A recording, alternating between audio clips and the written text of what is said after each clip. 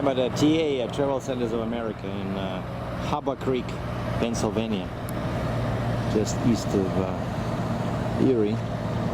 Some good-looking trucks are parked next to me.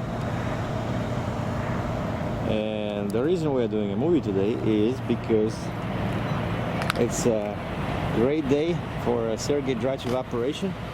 I had my first breakdown, ladies and gentlemen. Isn't it great? So I was thinking what I can do a movie about, and boom, my lights were giving me some hard time on like the clearance lights, you know, the marker lights over here. The turn signals worked, but the clearance lights, if I put my markers on, like one light would start, you know, blinking, flickering, one light would be off. Like the right one was on and off, like something was on. I mean, and if you remember last time I had a problem with the left lights on the truck, but the problem was caused by this. There was water in the back there, behind the, like over there, in that little thing. You see now, I think it's sealed better. So there was water in that pocket, in this one, and it was causing a short on the truck. So now I'm smart, so I disconnected this cable, and still the problem persisted here. So I took the truck in this TA, because this is something they can fix, right? And the guy checked everything. He checked the all these connectors, the wires, everything was good. But then you see over here, the lights, each light has this little box which is supposed to protect it from moisture. But if you remember before, I didn't have these minimizer beauties. Everything was open, right?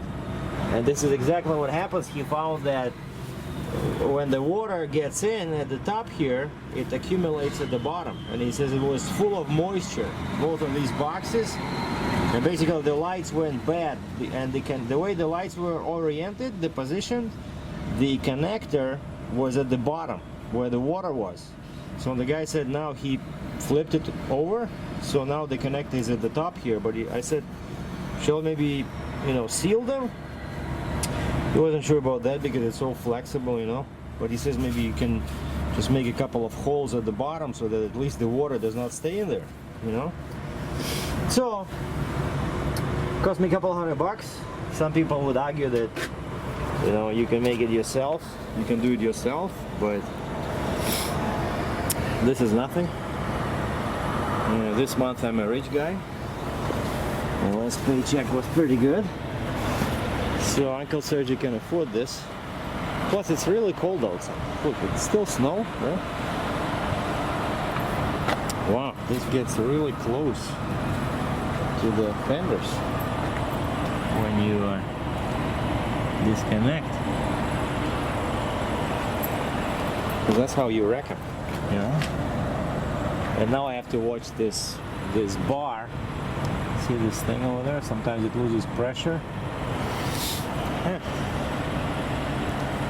Well, yeah, I don't want to lift it up now because I disconnected to take the truck into the shop, right? But there's too much weight. The 64,500 pound baby, quite heavy, so I just dropped the trailer. Let it sit.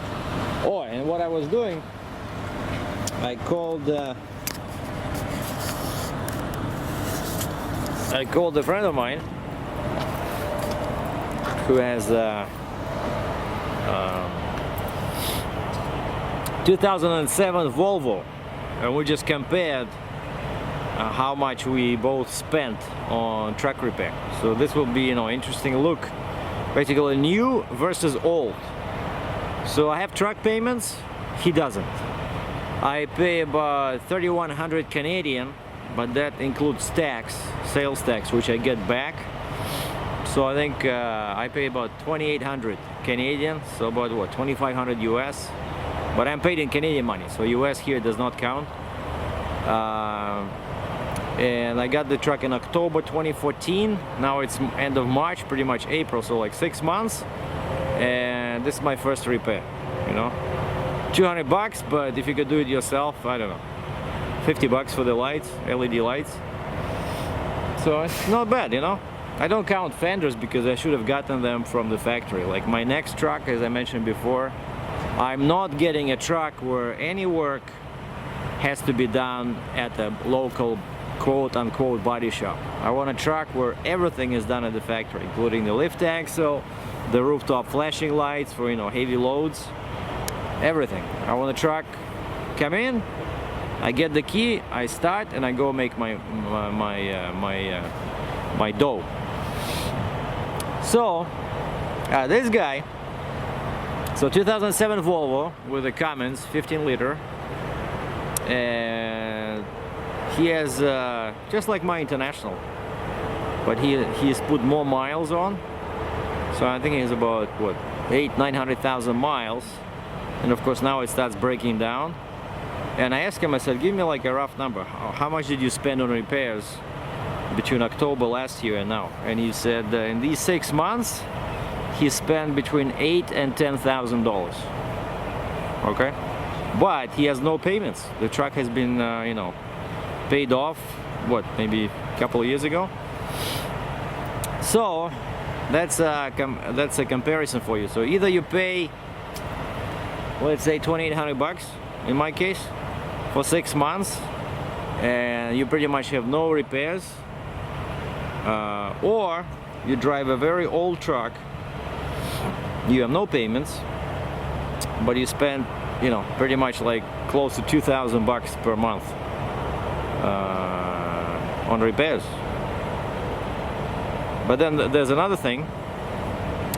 When you have a new truck, there's tax advantages, right? Because now, let's say I make $100,000 a year, so now I can take all my payments, that the same 2,800 times 6, let's say, if we're looking at 6 months. Okay, not 100,000, let's say 50,000, and I can deduct that from my income, and thus reducing my taxable income for the year. Whereas he doesn't have that. He can reduce the repair cost. So, well, here it's kind of similar, but my payments are bigger. I'm paying $2,800 a month. So still, there is an advantage, you know. And also, I'm driving a new truck. So, just that, you know, too bad I spent so much money on my International. When I got it, I made a mistake of trying to turn it into a performance machine, you know. So I spent so much money, like on like horsepower and torque, you know, doing axle ratio changes, dyno tuning, increased horsepower from 430 to 550, torque from 1650 to 2000. I did so many things in there, I don't know, that I shouldn't have done. But sometimes that's what happens when you buy a truck. You buy someone else's truck, right? And then you have to make it your own.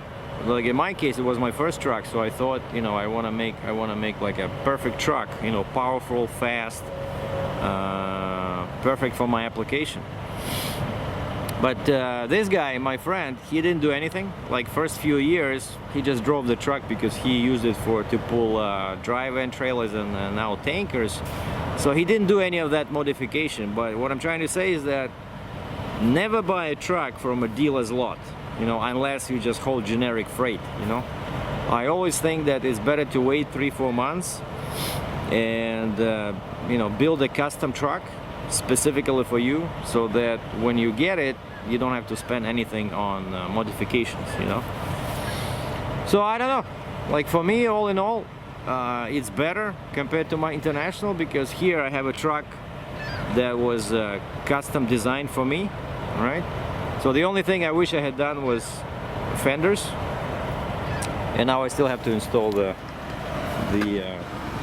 something in here, because see, it does, that's what, because my axle was down now, that's what happens. It flies all over the front of the trailer, you know. That's not good. But here's a small example with those lights, right? What happens when you don't cover your wheels and you work in a you know, cold climate like Canada. So anyway, so I'm stuck here till Monday, you know, doing my paperwork. Have to pay that Michigan ticket $831. Did my bill of lading because we have to do our own bill of lading. Checked my route. Now I'm just sitting here till Monday, till tomorrow, waiting for my New York permit. So I fixed the truck. Oh yeah, now I have to go inside. I was doing the laundry, but I put too much washing powder in, and when the washing cycle was done, I pick up my clothes. They all covered in, you know, the white stuff.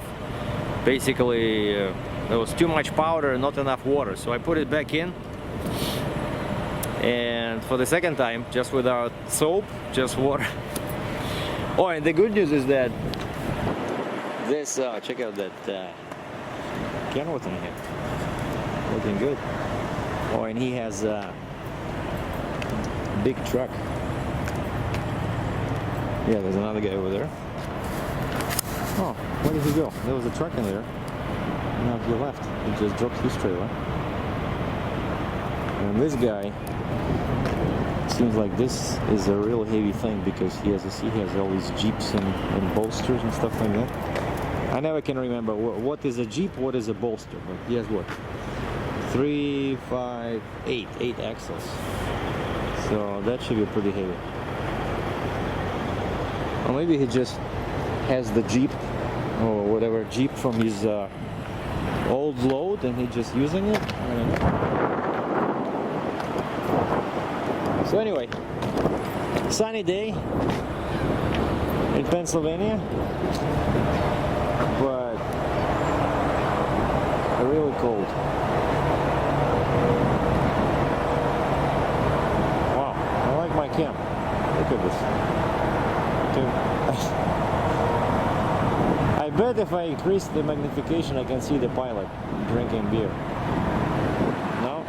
Okay, maybe next time.